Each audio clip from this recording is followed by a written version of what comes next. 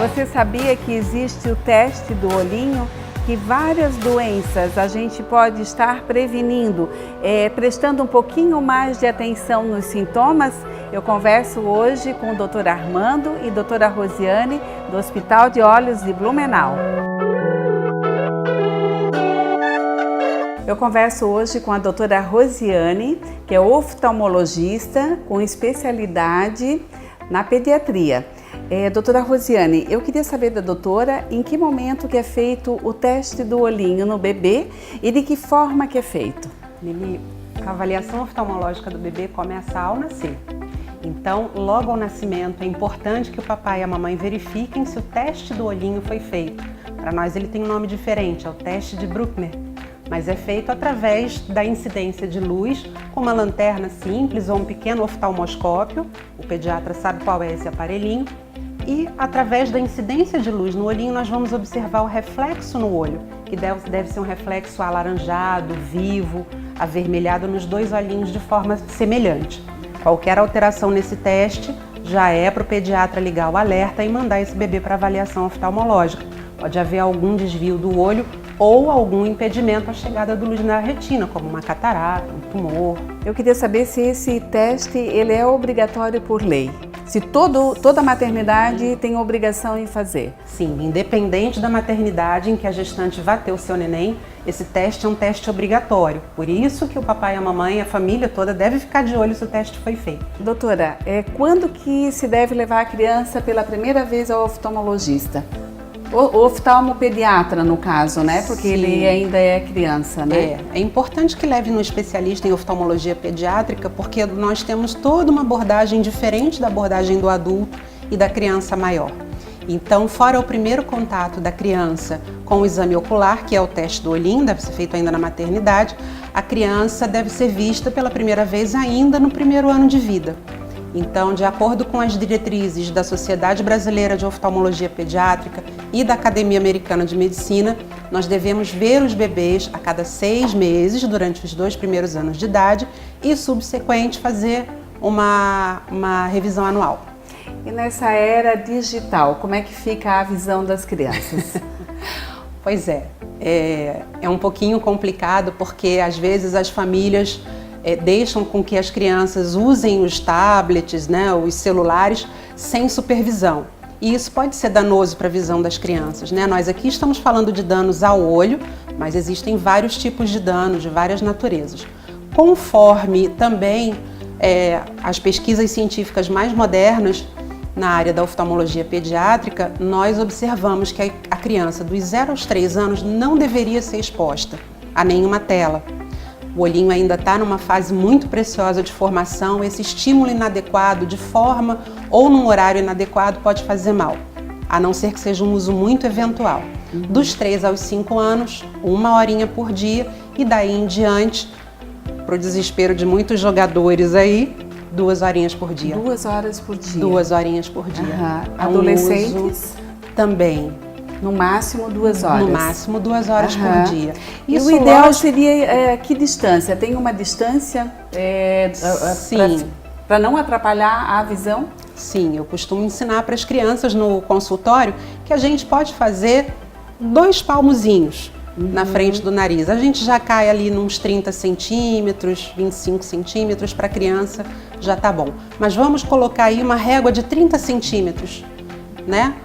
Às vezes a família tem a réguinha em casa, já coloca, só para ter uma noção da distância. Para não ficar muito próximo, não é bom, força todo o equilíbrio da musculatura ocular, força o mecanismo de acomodação do olho, não é saudável. Quais são as outras doenças causadas pelo uso do tablet, pelo uso excessivo de computador? As principais são o aumento da miopia, criança que já tem uma genética favorável para miopia e já tem uma história familiar de miopia, pode acelerar o aparecimento e a progressão dessa miopia, e também o olho seco, um prurido, uma coceira intensa nos olhos, irritabilidade, essas coisas podem acontecer. E o que é a miopia, doutora? Bom, a miopia é um dos erros refrativos, como a gente chama. O leigo conhece como tipo de grau. Na miopia, o raio luminoso vai bater um pouquinho antes do que ele deveria lá dentro do olho e com o auxílio da lente adequada nós vamos dar o foco da imagem bem direitinho. Cerca de 20% das crianças na idade ocular têm algum tipo de erro refrativo. Por isso, mesmo que a criança não se queixe em casa ou não seja observado nada na escola, é importante que se leve a criança no especialista. O que seria o erro refrativo? O erro refrativo é o tipo de grau que a criança pode ter.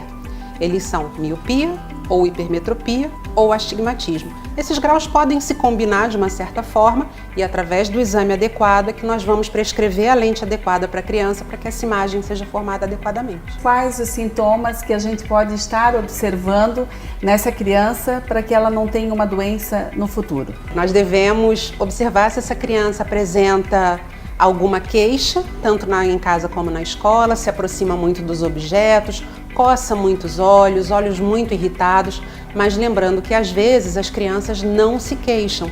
Então é importante a consulta preventiva com o oftalmologista pediátrico para que nós diagnostiquemos algumas doenças que não aparecem na observação dos pais, como a ambliopia, por exemplo. O que seria?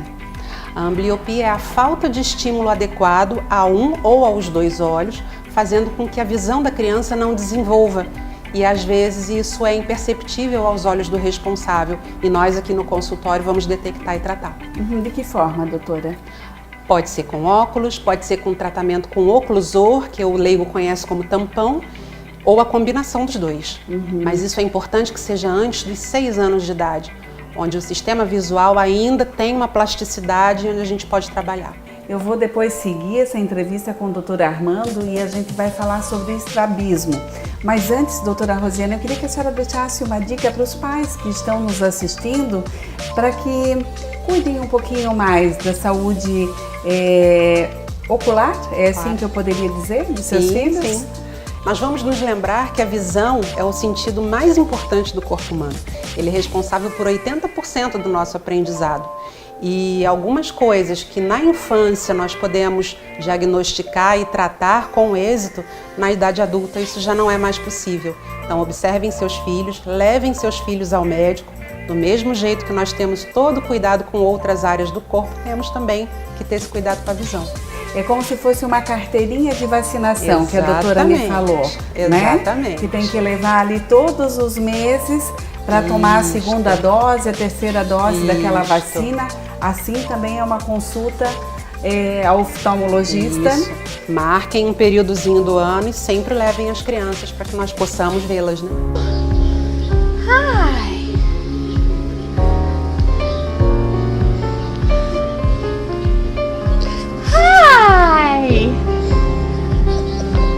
Doutora Armando, eu queria saber o que é estrabismo e quais são os tipos. Estrabismo é o desalinhamento dos eixos visuais. Então, qualquer situação que os olhos não estejam paralelos, você pode configurar como estrabismo. Os tipos de estrabismo.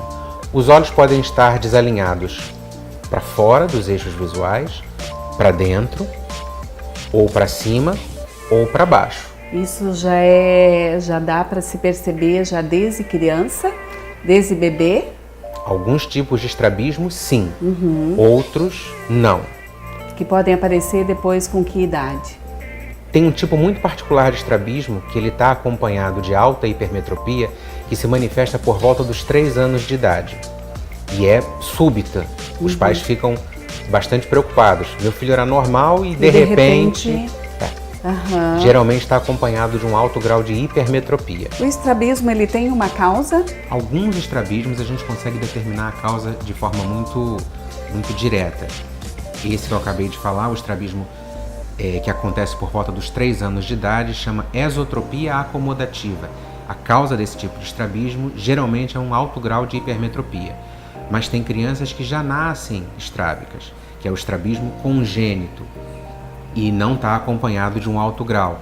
E na verdade não se sabe exatamente por que aquilo aconteceu, qual foi o que gerou, qual foi o motivo que gerou o desbalanço da musculatura ocular. Então os pais são pegos realmente de surpresa, como o doutor falou.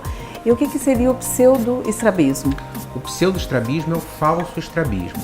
Normalmente ele é ocasionado, o mais comum é pelo formato da fenda palpebral, geralmente o olho é mais puxadinho, e esconde a parte interna do olho e dá-se a ilusão de que os olhos estão voltados para dentro.